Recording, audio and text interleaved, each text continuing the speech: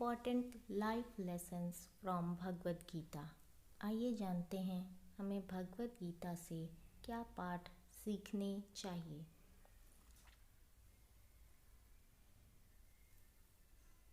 महाभारत में श्री कृष्ण अर्जुन के सारथी बने, परंतु जब अर्जुन अपने ही सगे संबंधियों से युद्ध करने में हिचक रहे थे तो श्री कृष्ण ने अर्जुन को धर्म और अधर्म के बारे में बताया। उनके द्वारा कहे गए वचनों को सुनकर अर्जुन ही नहीं समस्त लोग भी प्रेरित हुए। भगवद गीता में अर्जुन और भगवान श्री कृष्ण के बीच हुए संवाद का वर्णन है। भगवद गीता हमें सिखाती है कि हम कैसे अपने जीवन में सही राह पर चलें।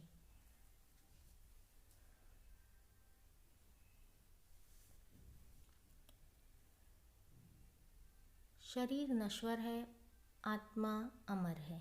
श्री कृष्ण कहते हैं आत्मा को शस्त्र नहीं काट सकते हैं, इसको आग नहीं जला सकते हैं, इसको जल नहीं गला सकता और वायु नहीं सुखा सकता है।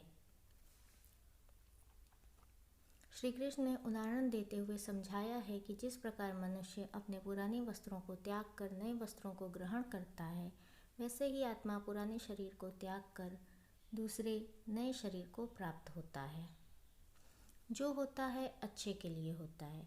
श्री कृष्ण कहते हैं अतीत में जो हुआ अच्छे के लिए हुआ, आगे जो होगा वो भी अच्छे के लिए होगा, इसलिए चिंता न करें।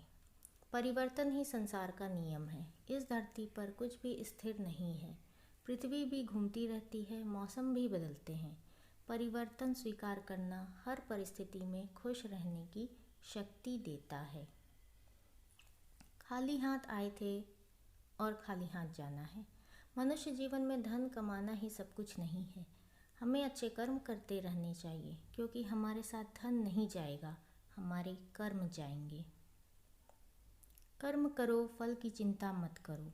मनुष्य कोई भी काम करने से पहले उससे मिलने वाले लाभ के बारे में सोचता है, अतः उसे अपेक्षित परिणाम नहीं मिलता।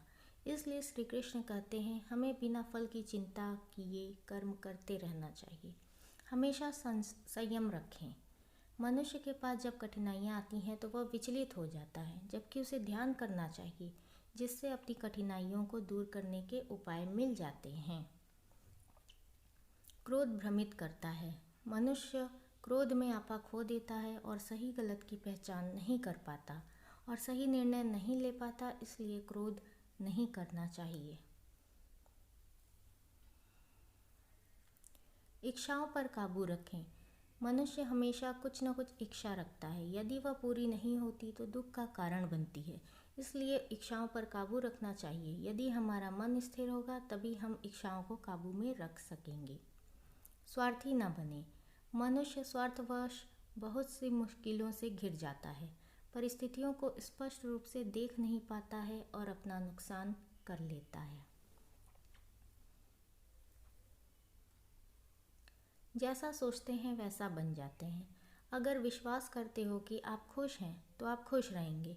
यदि नकारात्मक विचार लाएंगे तो आप दुखी हो जाएंगे। इसलिए जिन बातों पर आप विश्वास करते हैं आपके साथ वैसा ही होता है और वैसे ही बन जाते हैं। धन्यवाद मित्रों।